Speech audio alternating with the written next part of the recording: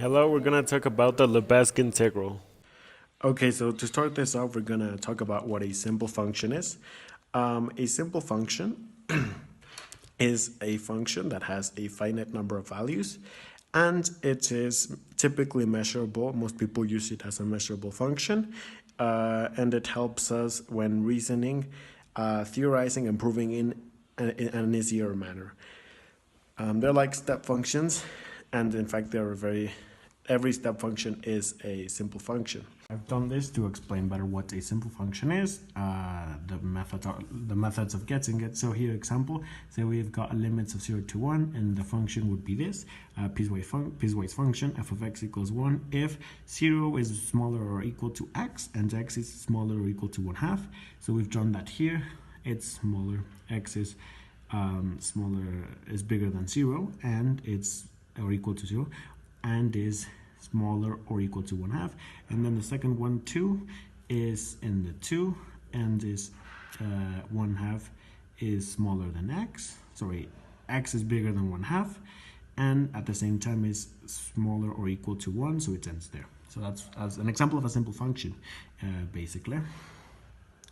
Then we have these sets, which it translates to this, and that. And that's how you basically do it for a simple function. And then let's say we have this to get the integral. So that was a simple function. Now to get the integral of a simple function, this is what you do. You have these certain values in the sets, b1, b2, b3, b4. And here you graph them, b1, b2, b3, b4 until bn. You do the lines for it. And for example, here, say that you have a point here. You can have points here, depending on what you get. And for this, you get basically, for the b1, you get the value. So here, for example, because there's only this one point, it's base times height, and you get the area of that, and that's basically b1. Then you add that b2, b3, for example, here, you could do the base times height of this, base times height of this, base times height of this, and you get all of this, add them together by that, and then add that to that, and essentially the formula for that is b1 to the times the sum of f of inverse of b1 plus b2 times the sum of the f of inverse of b2 plus all of that until you get to b2, b3, b4, bn, and that's how you get to the integral of the simple function. We're going to see that in a minute. Okay, so for a better understanding of it, we're going to do a quick example, and it's going to be a bit brief so that we have time to explain everything and how to get. This is about how to get the integral of a simple function. So first we choose this set, okay? Values, it could be any numbers you want, but this is just as an example. Then we have these, which are, we start off obviously with the whole, which always has to start off with that, then the set we chose, then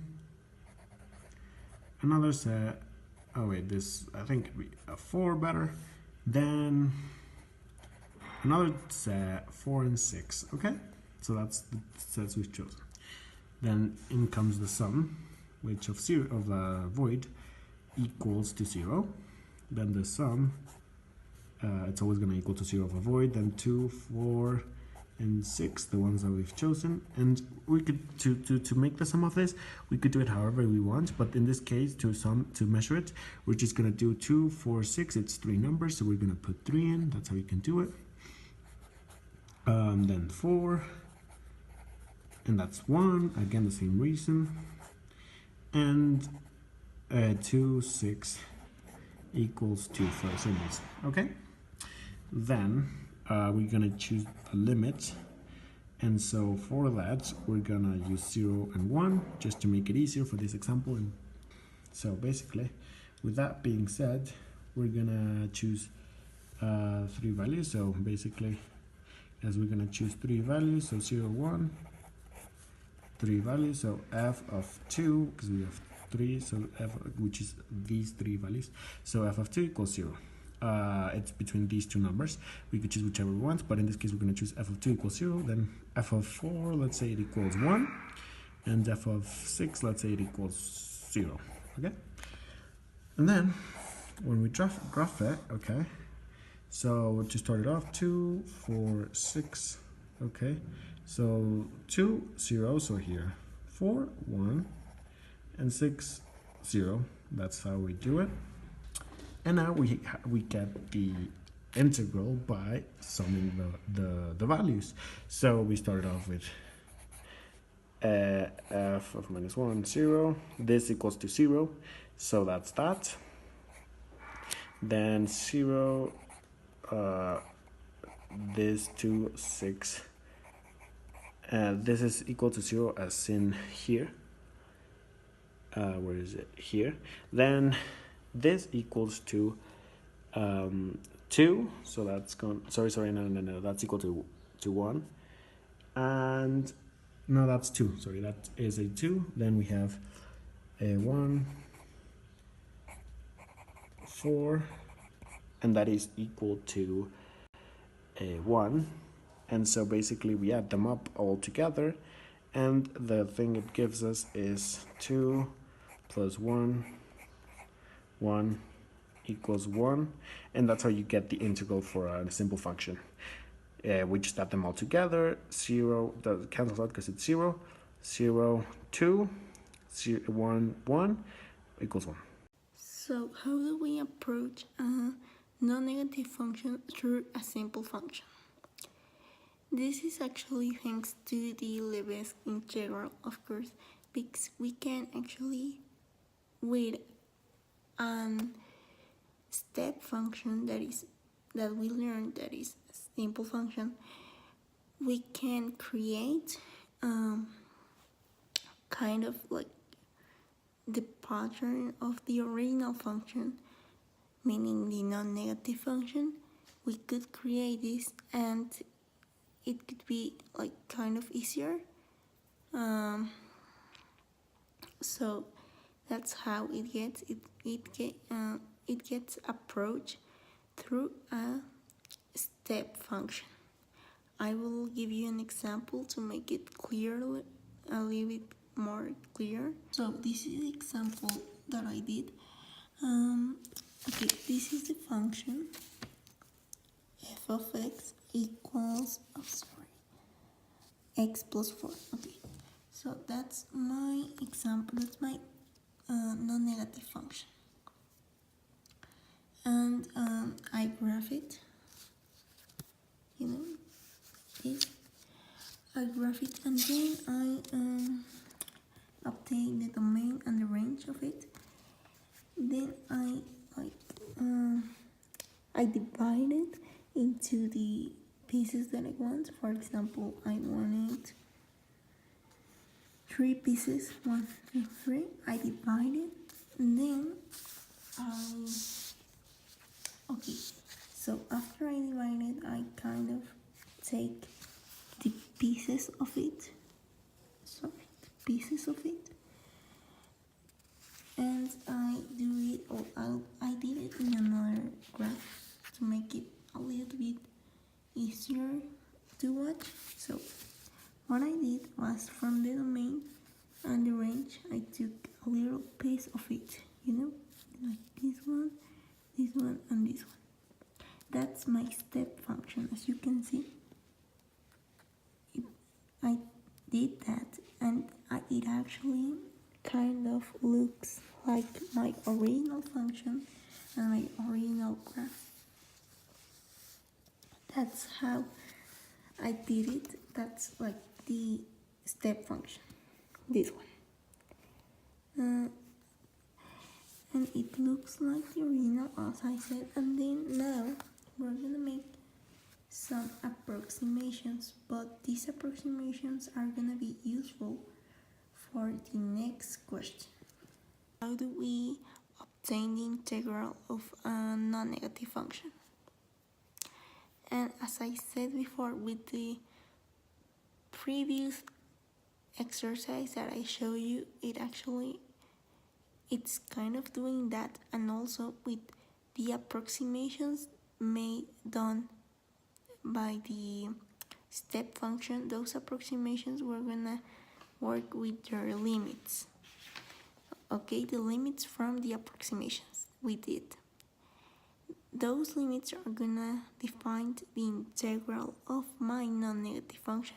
So as you can see, like these two questions, that's why they are together, because they kind of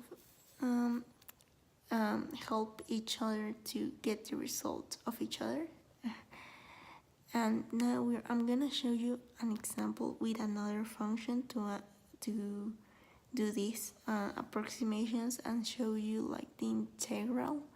So this is my other example for how to obtain the integral of a non-negative function. So as you can see, as I said, I did all the work from the previous example. I did my graph. This is my non-negative function. I did my graph and my step function graph. So with this graph, what I wanted to show you is how we're gonna work with each step that we did, like this one, this one, and this one. We're gonna work with each function, with each step. So how are we gonna do that? We take the distance between each step.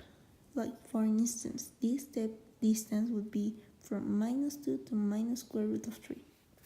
Now in order to obtain the distance, it will be like the bigger value minus the smaller value. This subtraction will give me the 0.6. Now we're gonna multiply that with this 3, that is where it is located, that step. We see the 3, so it would be 3 times 0.6, the result from the subtraction, and that will give you a result. We will do that with all the steps that we see that are in 1 and in 0. We will do that. And be careful now, in order to get the integral of the non-negative function, it's not by adding the previous values, because if you add them, you would get the integral but of the simple function. In order to get the integral of the non-negative function, it will be by working with the limits of these approximations. You have to work with that, not with the addition of it, with the limits of the approximations made.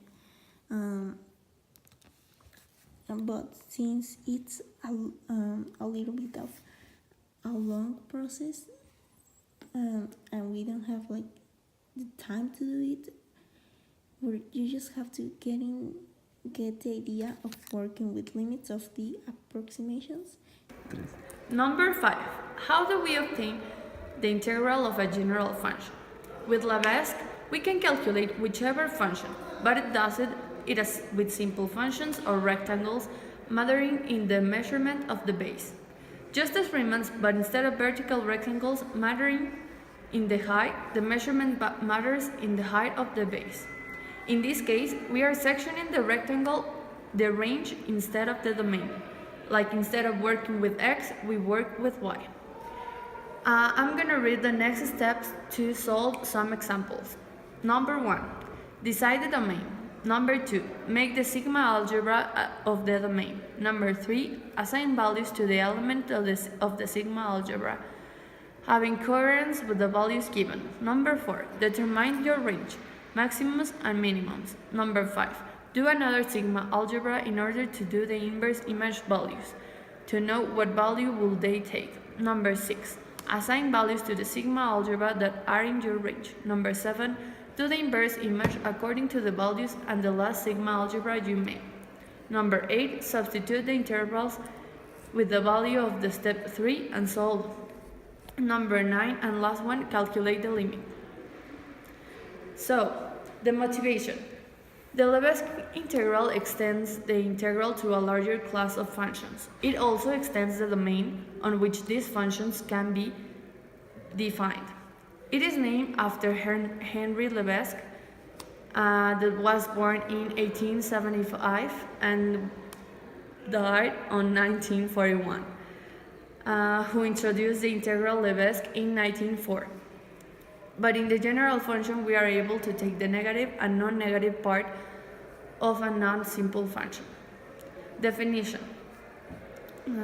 It is the area between the graph of the function on the x-axis, including negative and positive parts of the function. It is really important, the domain.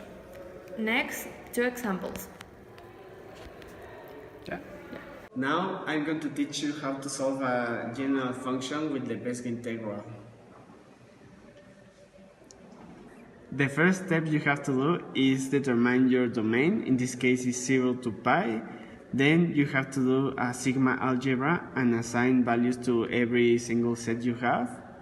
Then determine your range, in this case is -1 to 1, and do another sigma algebra. And to solve, you have to divide your range. In this case, we have 6. So, some tips to solve a Lebesgue integral is that when you give value, it has to have coherence.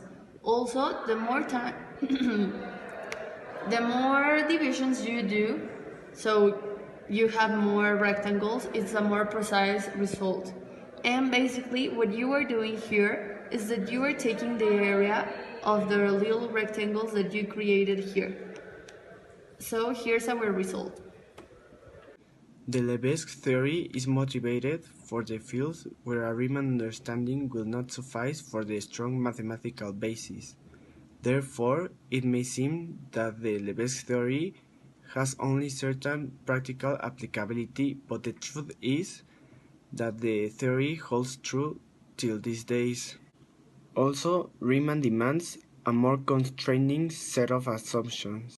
Thank you for watching.